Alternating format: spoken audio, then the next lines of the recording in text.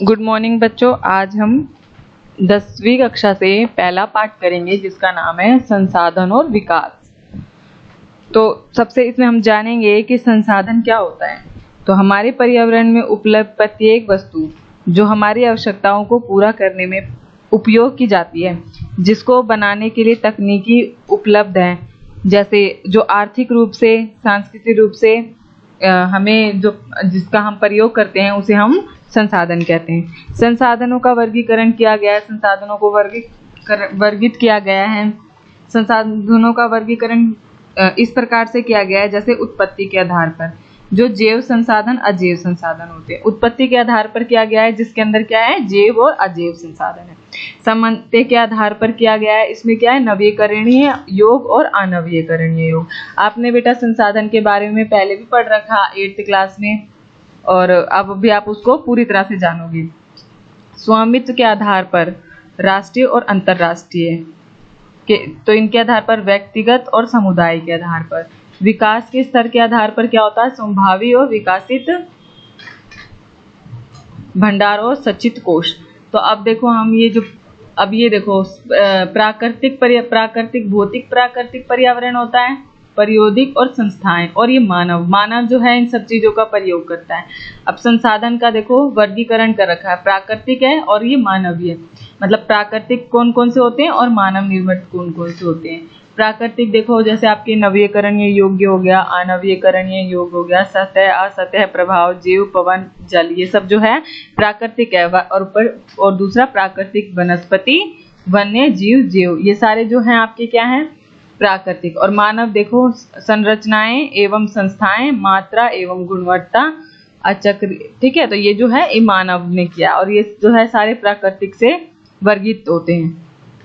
सबसे पहले जानेंगे कि उत्पत्ति के आधार पर किस तरह से जो है संसाधन होता है। जैव संसाधन है जिन संसाधनों की प्रति जीव मंडल से होती है, जो संसाधनों की जो उत्पत्ति होती है वो जीव मंडल से होती है, जिनमें जीवन व्याप्त होता है, ठीक है।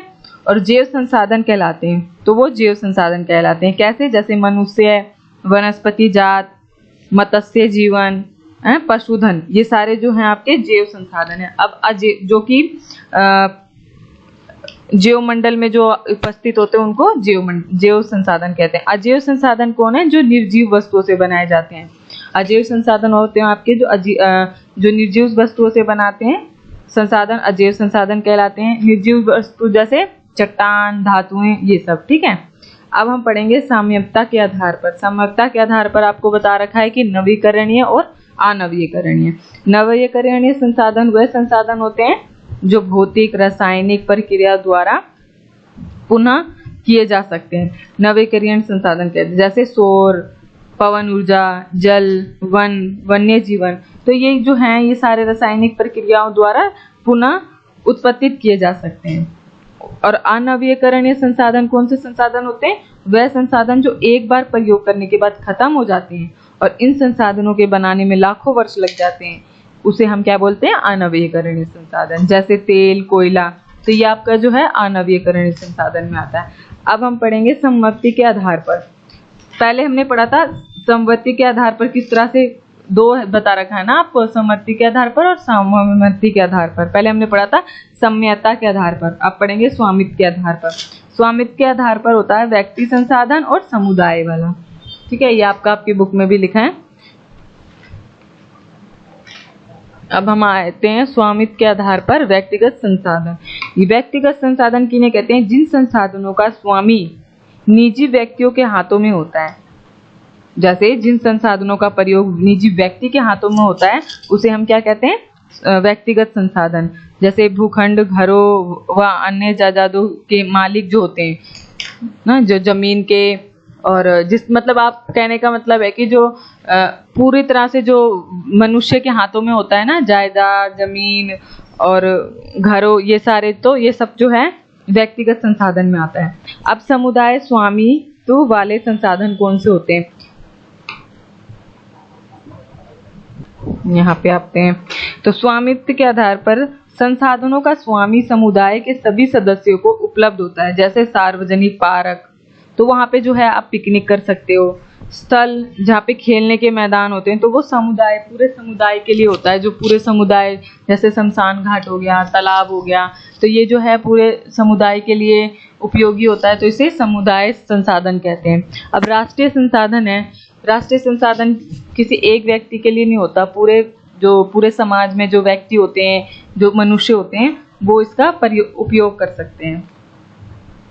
तो देश में पाए जाने वाले सारे संसाधन राष्ट्रीय संसाधन कहलाते हैं।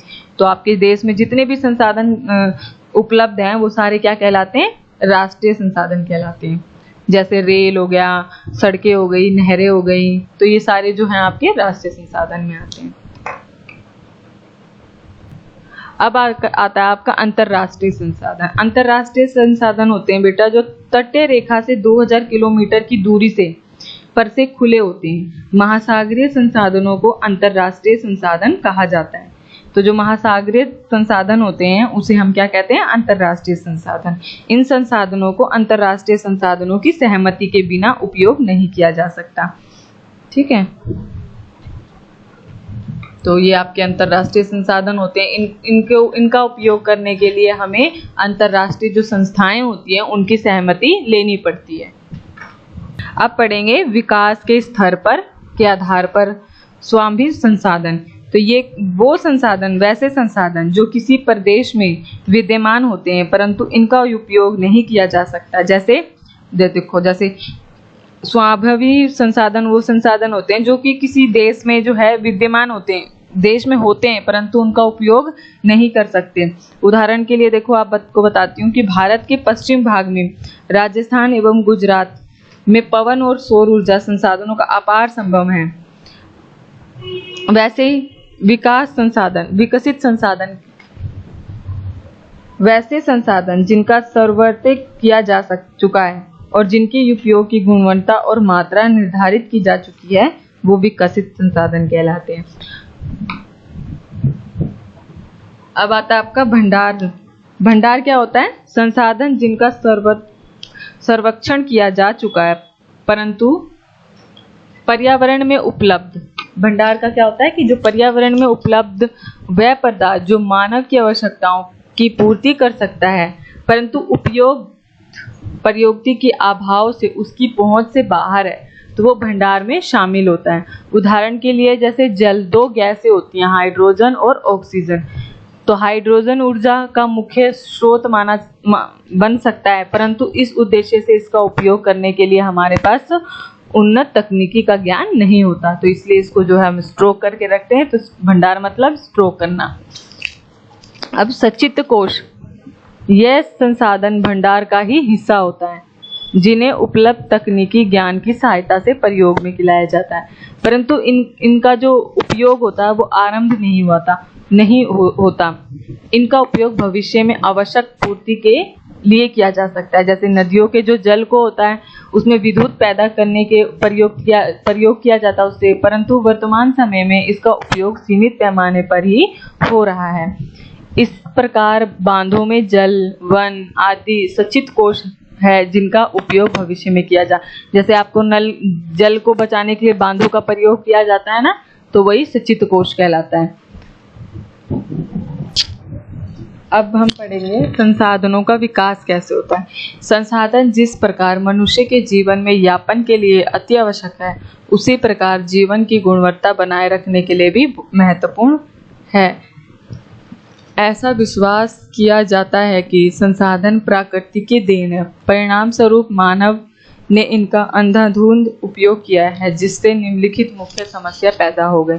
संसाधनों का विकास हुआ है, प्रकृति की देन है ऐसा माना जाता है, लेकिन जो मनुष्य है उसने इन संसाधनों का इतनी बुरी तरह से उपयोग किया है कि जो जिससे कुछ समस्या पैदा हो गई। जैसे कि देखो, कुछ व्यक्तियों को लालचवश संसाधनों का हर्ष, संसाधन समाज के कुछ ही लोगों के हाथ में आ गया है जिससे समाज दो हिस्सों में बट गया है ना, गरीबी और अमीरी। मानव जीवन की गुणवत्ता और शाश्वत शांति के लिए समाज में संसाधनों का बंटवारा अवश्य हो गया है। संसाधनों के सही उपयोग के लिए हम सतत आर्थिक विकास करने की आवश्यकता है। सतत आर्थिक विकास का जो पर्यावरण को बिना नुकसान पहुंचाए हो और वो वर्तमान विकास की प्रक्रिया भविष्य की पीढ़ी की आवश्यकता की अपेक्षा ना करें। अब हम पढ़ेंगे संसाधन नियोजन कि अब हमें संसाधन के लिए क्या नियोजना बनानी। संसाधन नियोजना एक जटिल प्रक्रिया है जिसमें निम्नलिखित सोपान किए गए हैं। पहला देखो, देश के विभिन्न प्रदेशों में संसाधनों की पहचान करने की तालिका बनाना, इससे कार्य में क्षेत्रीय मानचित्र बनाना और संसाधनों का अनुमान लगाना।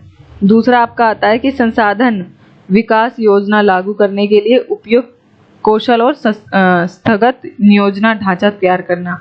तीसरा आपका आता है कि संसाधन विकास योजना और राष्ट्रीय विकास योजना में समन्वय स्थापित करना। अब हम पढ़ेंगे भू संसाधन कि हमारे जो भू संसाधन है वो कौन कौन से होती हैं। ये आपका भूमि एक महत्वपूर्ण प्राकृतिक संसाधन है। प्राकृतिक वनस्पति, वन्य जीवन, मानव जीवन, आर्थिक क्रिया, परिवहन एवं संचार व्यवस्था भूमि पर ही आधारित होती है। ठीक है, तो जो भूमि एक सीमित संसाधन है, इसलिए इसका उपयोग जो है हमें बड़े सावधानी से करना चाहिए। अब भारत में भूमि संसाधन कैसी है, तो अब हम पढ़ेंगे कि भारत में जो भूमि संसाधन है वो कैसी है।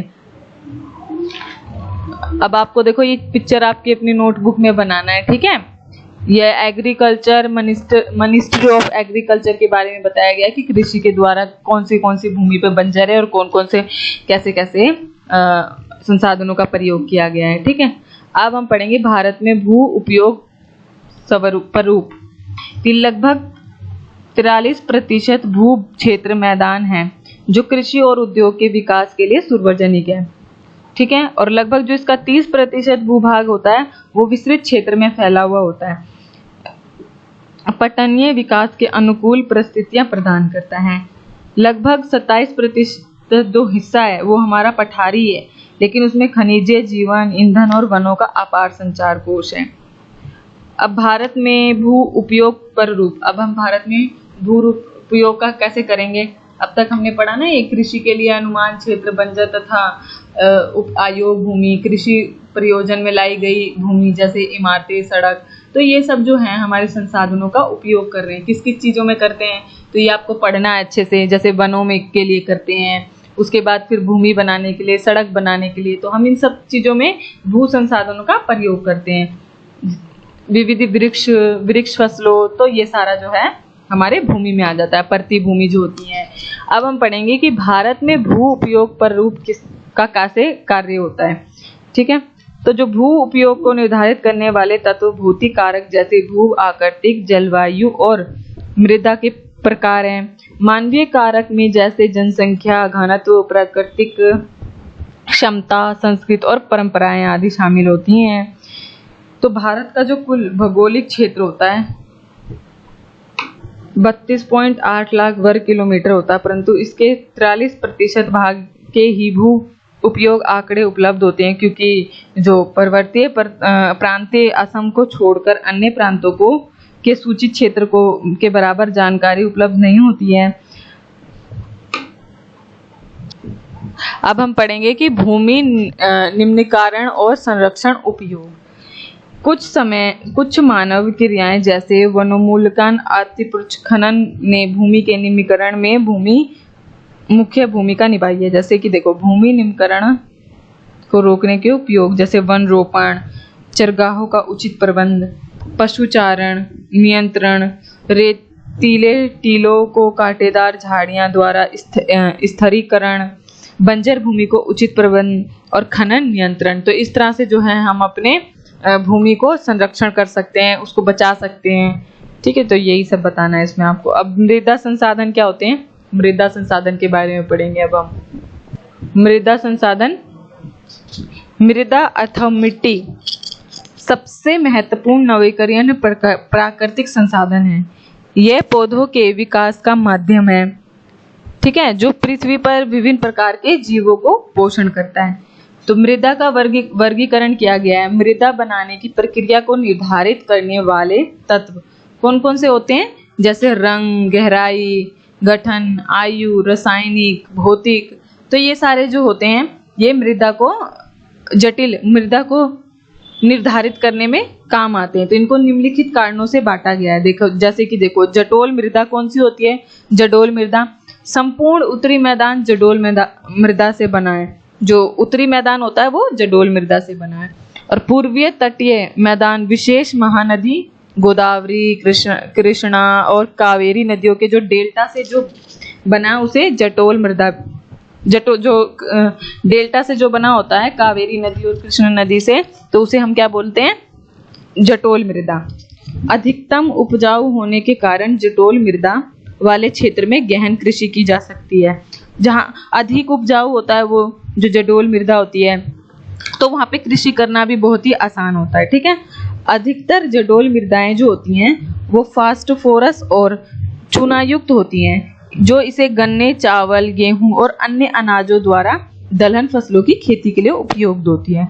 तो जो जटोल मृदा होती है तो इसमें हम लोग खेती करना हमें बहुत आसान होता है इसमें।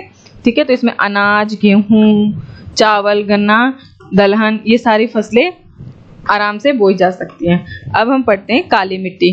काली मिट्टी जो है, ये मैप आपको अपनी नोटबुक में बनाना है। जैसे कि ये देखो यहाँ पे ये ग्रीन ग्रीन वाला दिखा रखा है ना, तो ये पर्वत और वन है। जहाँ जहाँ ये ग्रीन ग्रीन है तो यहाँ पे क्या है? पर्वत और वन।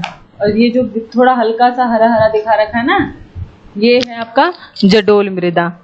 उसके बाद ये लाल लाल सा जो दिखा रखा है ये आपका लाल और पीली मिट्टी है ये। उसके बाद जो आपका ये दिखा रखा है ये पोर्शन, ये जो है आपका काली मिट्टी है। ये लैटराइट है जो ये आपका सफेद सफेद सा दिखा रखा है ना, ये नेपाल, भूटान, तो ये सब आपका लैटराइट है। शुष्क है ये, शुष्क है ये आपका। ठीक है। ये जो दिखा रहा है एरिया पीला पीला सा। तो इस तरह से आपको अपने जो है मैप में भर के और अपनी कॉपी में चिपकाना है। अब हम पढ़ेंगे काली मिट्टी। तो कि काली मिट्टी कहाँ पे पाई जाती है और किस तरह की जो काली मिट्टी होती है। तो इन मृदाओं का रंग काला है। जो काली मिट्टी होती है उसकी जो रंग होता है वो कैसा होता है? काला। और इन्हें रेंगर मिट्टी भी कहा जाता है। काली मिट्टी कपास की खेती के लिए उचित होती है। इसे काली कपास मृदा के नाम से भी जाना जाता है। ये मृदाएं जो होती हैं महाराष्ट्र, मलवा, मध्य प्रदेश और छत्तीसगढ़ में के पत्थरों पर पाई जाती है। दक्षिण पूर्व दिशा में गोदावरी और कृष्ण नदियों की घाटियां तक फैली हुई है। काली मृदा बहुत ही महीन कणों की होती है। इनमें नमी धारण करने की क्षमता बहुत होती है। ये मृदाएं कैल्शियम कार्बोनेट, मैग्नीशियम, पोटेशियम और चूने जैसे पौष्टिक तत्वों से बनी होती है। अब हम पढ़ेंगे लाल और पीली मिट्टी कैसी होती है। ठीक है। लाल और पीली मिट्टी। लाल मिट्टी मृदा दक्कन पठार के पूर्व में पाई जाती है। चट्टानों पर कम वर्षा वाले भागों में विकसित होती है। लाल और पीली मिट्टी जो है उड़ीसा, छत्तीसगढ़ और आपके ये में पाई जाती है। गंगा मैदान के दक्षिण छोर पर और पश्चिम घाटी क्षेत्र में पहाड़ पर पैदा होती है ये। इन मृदाओं का रंग जो है लाल होता है और ये लोह धातु के प्रसार के कारण होता है। अब हम पढ़ेंगे लैटराइट मृदा कि लैटराइट मृदा जो होती है वो कौन सी होती है। ठीक है। तो लैटराइट मृदा उच्च तापमान और अधिक वर्षा वाले क्षेत्र में होती है, जहाँ पे तापमान भी ज्यादा होता है और वर्षा भी अधिक होती है। ये मृदा मुख्य तौर पर कर्नाटका, केरला, तमिलनाडु, मध्य प्रदेश और उड़ीसा में पाई जाती है। इस मृदा पर अधिक मात्रा में खाद और रासायनिक उर्वरक डाले जाते हैं जिससे कि खेती हो सकती है। इस मृदा में ह्यूमस की मात्रा कम पाई जाती है क्योंकि अत्यधिक तापमान के कारण जैविक पदार्थों को अपघटित करने वाले बैक्टीरिया भी जो हैं नष्ट हो जाते हैं। अब हम पढ़ेंगे मरुस्थल मृदा कि जो मरुस्थल मृदा होती है वो जो है कौन सी होती है। ये आपका मरुस्थली मृदा। ये मृदा मुख्य तौर से आपको राजस्थान में पाई जाती है। इस मृदा को सही तरीके से संचित करके कृषि योग्य बनाया जाता है। पहले जो शुष्क जलवायु और उच्च तापमान के कारण जलवाष्प दर अधिक होता है और मृदाओं में ह्यूमस की नमी की मात्रा कम हो जाती है। अब हम पढ़ेंगे वन मृदा कि जो है वन मृदा कैसी होती है। तो ये मृदाएं आमतौर पर पहाड़ी और पर्वतीय क्षेत्र पर पाई जाती है। ये पर्वतीय वर्षा वन उपलब्ध होती है। इन मात्राओं के गठन में पर्वतीय पर्यावरण के अनुसार बदलाव आता है और ये जो है नदी घाटियों में मृदा मिलती है, परंतु ऊपरी ढाल पर जो है इनका गठन मोटे कणों में होती है। अब हम पढ़ेंगे मृदा अपारदन और संरक्षण की, हमें जो मृदा का अपारदन कैसे करना चाहिए और उसका संरक्षण कैसे करना चाहिए। तो मृदा अपारदन के प्राकृतिक कारण पवन, जलवायु, मृदा अपारदन के प्रमुख प्राकृतिक तत्व होते हैं। मानवीय कारण जैसे वनमूल्य, अतिपश्चारण, निर्माण और खनन आदि मृदा अपारदन के मानवीय कारक हैं। मृदा संरक्षण के उपाय सोपन अथवा सीढ़ी ढाल कृषि, पट्टी कृषि, पेड़ों को कतार में लगाकर और फिर उसके बाद कृषि की जाती है। तो इस तरह से जो है आपका चैप्टर ये कंप्लीट हो गया है। आपको इस वीडियो को अच्छे से सुनना है और इस चैप्टर को रीड करना है और इसके क्वेश्चन आंसर करेंगे। अब आपका पहला क्वेश्चन है, निम्नलिखित में से किसी एक को चुनना है। अब देखो, जैसे लो आयसक किस प्रकार का संसाधन है, तो आपको लो आयसक किस प्रकार का संसाधन होता है, तो ये आपका घ अचक्रीय संसाधन। अब आपका जो है ये घ होगा आपका अनवीकरणीय योग्य, ठीक है। आपका दूसरा आता है जवरीय ऊर्जा निम्नलिखित में से किस प्रकार का संसाधन होता है, तो ये आपका होता है बेटा अजैव। पंजाब में भूमि नवीकरण का निम्नलिखित में से कौन सा कारक माना जाता है, तो ये आपका होता है वनोन्मूलन। निम्नलिखित में से किस प्रांत में सीढ़ीदार सोपनी खेती की जाती है, तो ये आपका आता है इसमें आपका आएगा उत्तरांचल में। निम्न इनमें से किस राज्य में काली मृदा पाई जाती है, तो आपको बताना है कि काली मृदा किस में पाई जाती है, तो झारखंड में। अब आपका क्वेश्चन आंसर निम्नलिखित प्रश्नों के उत्तर देने हैं आपको, ठीक है। 3 राज्यों के नाम बताने हैं जहां पर काली मृदा पाई जाती है और कौन सी फसल उगाई जाती है, उस काली मृदा का रंग काला होता है। इन्हें